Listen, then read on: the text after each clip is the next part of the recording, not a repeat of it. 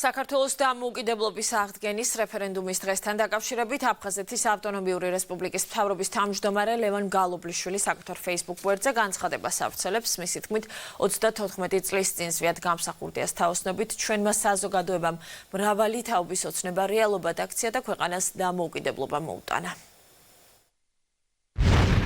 ზვიად გამსახურდიამ თავისი ცხოვრების დიდი ნაწილი საქართველოს დამოუკიდებლობისა და სუვერენიტეტის მოპოვებისთვის ბრძოლას მიუძღვნა. 34 წლის წინ მისი თაოსნობით ჩვენმა საზოგადოებამ მრავალი თაობის ოცნება რეალობად აქცია და ქვეყანას დამოუკიდებლობა მოუტანა. 1991 წლის 31 მარტს ზვიად გამსახურდიას უდიდესი დამსახურებით ურთულეს პოლიტიკურ ვითარებაში ქვეყნის მთელ ტერიტორიაზე, მათ შორის აფხაზეთის ავტონომიურ რესპუბლიკასა და ყოფილი სამხრეთ ოსეთის ავტონომიურ ოლქში საყოველთაო რეფერენდუმი ჩატარდა, სადაც საქართველოს მოსახლეობის აბსოლუტურმა უმრავლესობამ დამოუკიდებელ სახელმწიფოში ცხოვრებას დაუჭირა მხარი. ეს არის ჩვენი სამშობლოს უახლესი ისტორიის გამორჩეული თარიღი, რომლის ერთგულება და დაცვა ჩვენი უმთავრესი ვალდებულებაა.